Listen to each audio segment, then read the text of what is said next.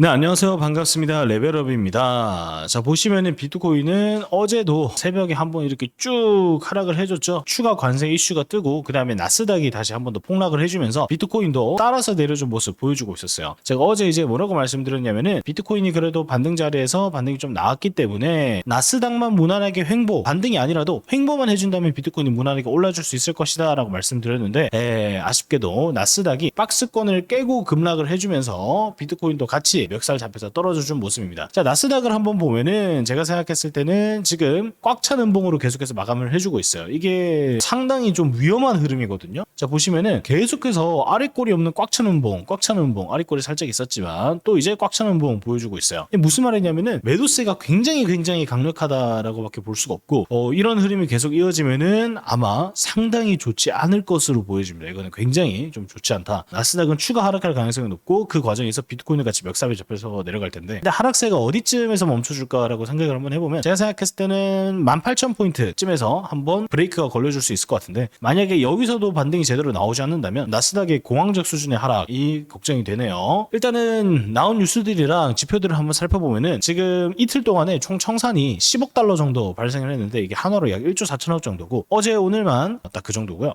오늘은 3억 2천만 달러 정도의 청산이 발생을 했죠. 이것도 정말 엄청난 수준이고, 이제 뉴스들을 한번 보면은 뭐 이제 또 관세 폭탄 이야기입니다. 또 관세 폭탄이고, 그게 이제 엔비디아랑 테슬라에 영향을 주면서 나스닥을 이끌던 기술주가 하락을 하면서 나스닥도 같이 하락을 해준 모습이고, 그 다음에 중국이 3월 4일 추가로 중국에 대한 관세를 10% 정도 더 부과를 한다고 하면서, 안 그래도 높은 관세, 캐나다, 멕시코에도 관세 예정대로 시행하겠다고 하고, EU에도 관세 10%를 부과하겠다고 하고, 중국에도 관세를 추가로 부과하겠다고 하니까, 야, 이거는 물가가 어떻게 될지 예상도 못하겠다 하면서 시장이 또 한 번 더 패닉 하락을 해준 거죠. 이게 우리가 시장이 아무리 관세에 익숙해졌다고 하지만 이렇게 짧은 텀을 두고 한 번에 관세를 연속으로 먹여버리니까 익숙해졌다고 생각하던 시장도 하락할 수밖에 없는 그런 모습이고요. 그렇다고 이제 이거를 실제로 시행할 것이냐라고 보면 제가 생각했을 때 그건 아니고요. 제가 봤을 때는 중국에 대해서 협상안이 남아있지 않나 그런 생각이 들어요. 그러니까 지금 협상을 하려고 일부러 이렇게 중국이라든가 유럽이라든가 바로 이렇게 세게 관세를 먹여버릴 생각은 제가 봤을 때는 크게는 없는 것 같습니다. 이거는 어디까지나 테이블 협상안에서 더 좋은 조건을 끌어내기 위한 하나의 쇼라고도 생각을 하고요. 최근에도 그랬으니까 일단은 한번 계속 지켜보겠습니다. 자, 그 다음에 이제 실업수당 청구 건수는 꽤 괜찮게 나왔어요. 실업이 상당히 증가를 하면서 고용이 안 좋아졌죠. 고용이 안 좋아지면은 이게 인플레이션이 진정되기 때문에 인플레이션에 집중하고 있는 지금 시장에서는 오히려 호재라고 볼 수도 있겠습니다. 자, 그 다음에 또 하나 호재가 있는데, 코인베이스에 대한 SEC의 소송 철회가 최종 결정이 되었다는 그런 이슈입니다. 규제 리스크가 점점 줄어들고 있는 건 확실할 것 같고요. 자, 만약에 이런 흐름이 좀 계속 된다면은 제가 생각했을 때는 어떻게 될 것 같냐, 규제가 하나씩 없어진 시장은요 나중에라도 빵 갈 수 있어. 그러니까 가기 좋은 환경을 만들어 놓으면서 시장은 누르는 그런 모습이에요. 나중에 그 시장이 좋아진 환경이 어떤 영향을 끼치게 될지는 상승장 때 보시면 될 것 같습니다. 자, 그리고 이제 사실 이 코인 시장의 원로 거래소 중에 하나인 비트맥스가 현재 매각 추진 중에 있다고 하고요. 그런데 뭐 이게 뱅크런 나는 건 아니에요. 뱅크런 난 건 아니라서 다행이라고 볼 수는 있을 것 같은데, 이게 뱅크런 나기 전에 특정 이벤트가 트리거가 되면서 거래소가 펑 터지면서 뱅크런 된 게 아니고, 이거는 지금 우리 재정 상태로는 유지할 수 없다라는 판단이 서서 천천히 매각 추진에 나서고 있기 때문에 이게 바로 시장에 물량을 탁 꽂아줄 그런 하락은 아닌 것 같습니다. 자, 그 다음에 제가 여러분들한테 맨날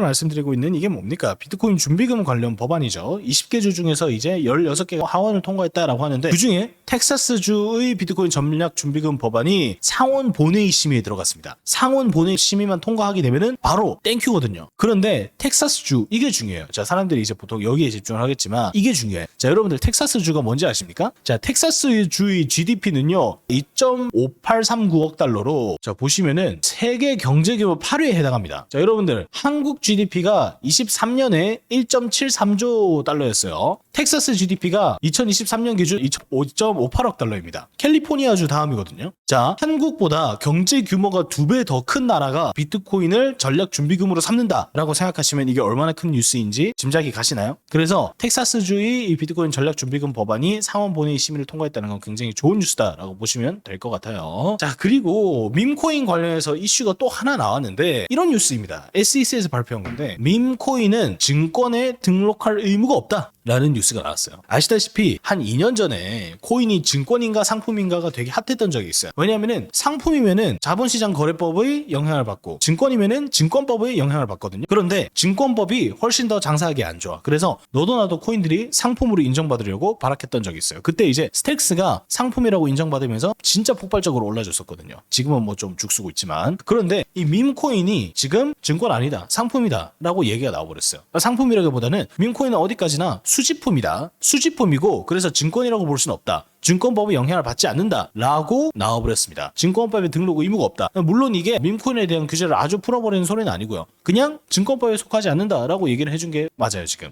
보시면은 아무래도 미국이 지금 대부분의 밈코인의 거래가 미국에서 이루어지고 있거든요. 그러다 보니까 밈코인 시장을 좀 살려주려고 하는 것 같은데 저는 조금 걱정이 되는 게 지금 시장 보시면은 코인이 약 1194만 개 정도 있어요. 1194만 개의 코인들 중에 제가 생각했을 때 어림잡아 60%는 솔라나 체인 기반의 밈코인입니다. 자, 이렇게 딱 넘겨보시면은 바로 나오지만 그러면은 이런 애들 있잖아. 이런 애들 보시면 다 밈코인이거든요. 이름 웃긴 거 있잖아. 코코넛 들어가 보면은 솔라나 페어일 거야. 그쵸? 솔라나 페어고 그 다음에 공 들어가 보면은 뭡니까? 솔라나 페어겠죠? 자, 솔라나 페어고요. 제가 말씀드리려고 하는 건 뭐냐면은 솔라나 기반으로 상장한 밈코인들이 너무 많아요. 그런데 그 밈코인을 지금 여기서 부스트를 줘버리면은 안 그래도 많은 밈코인이 더 탄력받고 늘어날 수도 있을 것 같아서 이게 좀 걱정입니다. 그래가지고 제가 생각했을 때는 이거는 어느 수준에서든 한번 규제가 있어야 될 것 같은데 아직까지는 이거를 좀 밀어주고 있는 그런 모습이네요. 그리고 또 이제 시장에 대한 얘기를 마저 해보자면은 여러분들이 보고 계시는 차트가 뭐냐면요. 상승장 때 최대 하락폭을 보여주는 차트예요. 자, 상승장 진행 도중에 최대 하락폭은 각각 얼마였냐를 보는데 자, 보시면은 상승장 진행 도중에 발생한 조정을 말씀드리는 거예요. 옛날에 이제 2012년, 2014년 상승장에는 마이너스 70%가 최대였고요. 그 다음에 요 이제 2016년, 17년, 18년 상승장에는 마이너스 32%가 최대 하락폭이었고요. 자, 그 다음에 이 19년, 21년, 22년 상승장에는 각각 마이너스 60%와 마이너스 53%가 최대 하락폭이었습니다. 다시 말씀드리지만 상승장 끝나면서 나온 하락폭이 아니고 상승장 중간에 나온 하락폭이 이 정도라고 말씀을 드리는 거예요. 그런데 이번 상승장에는 최대 하락폭이 고작 26%밖에 안 됩니다. 26%밖에 안 되고 지금도 고점에서 한 18%그 정도밖에 안 떨어졌어요. 사람들이 지금 하락장이라고 얘기하는 게 저한테는 잘 안 와닿는 이유도 이거랑 맥락이 똑같아요. 예전 상승장에 비해서 상승장 중간 하락폭이 그렇게 크지도 않은데 사람들이 벌써부터 이제 하락장 왔다고 하니까 그래서 제가 생각했을 때는요. 조정은 좀 더 있을지라도 상승장이 끝난 것은 아니니까 너무 걱정하시지 않으셨으면 좋겠고 상승장 끝나기 전에 항상 이게 두 번이 거대한 하락은 있거든요. 그러니까 상승장이 끝난다고 해도요. 상승장이 어느 날 갑자기 끝나는 게 아니고 이때 이제 큰 하락 한번 주고 또 이때 큰 하락 한번 주고 그 다음에 이제 이렇게 하고 비로소 끝나거나 한다는 거지 여기서 상승장이 바로 끝날 가능성은 제가 봤을 때는 감히